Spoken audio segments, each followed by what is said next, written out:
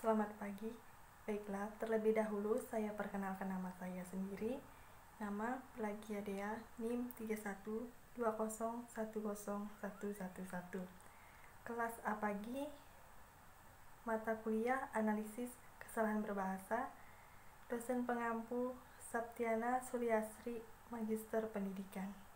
Nah, baiklah, di sini saya akan menyampaikan kesalahan berbahasa di dalam tataran fonologi. Terlebih dahulu saya akan menjelaskan apa itu kesalahan berbahasa. Nah, kesalahan berbahasa ini merupakan kesalahan yang berhubungan dengan unsur kebahasaan yang terdapat pada tulisan, karena tidak sesuai dengan kaidah tata bahasa baku. Nah, kesalahan berbahasa ini diketahui karena adanya suatu langkah atau prosedur kerja yang dilakukan seorang peneliti yang ahli dalam bidang bahasa dengan langkah melakukan identifikasi kesalahan yang berhubungan dengan kebahasaan. Nah, unsur kebahasaan ini dalam kesalahan ini adalah ada fonologi, morfologi, sintaksis, dan sematik. Nah, berdasarkan asal katanya, fonologi ini berasal dari fonem yang berarti bunyi dan logos yang berarti ilmu.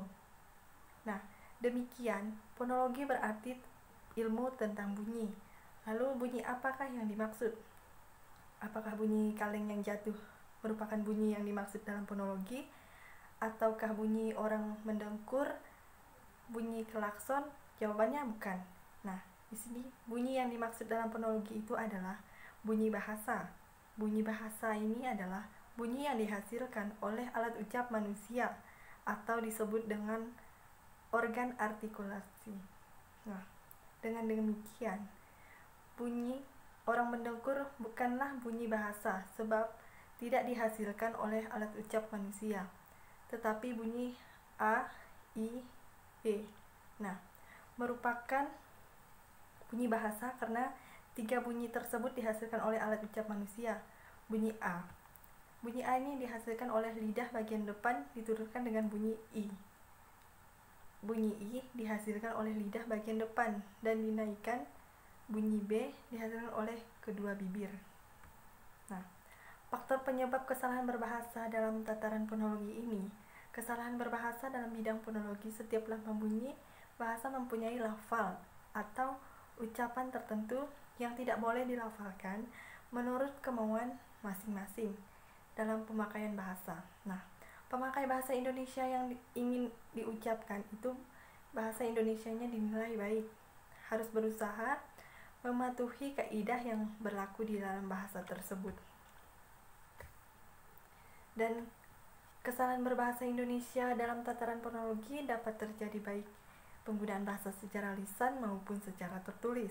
Nah, sebagian besar kesalahan berbahasa Indonesia dalam tataran fonologi berkaitan dengan pelafalan. Baik kesalahan pelafalan tersebut ditulis makna, maka terjadilah kesalahan berbahasa dalam ragam tulis.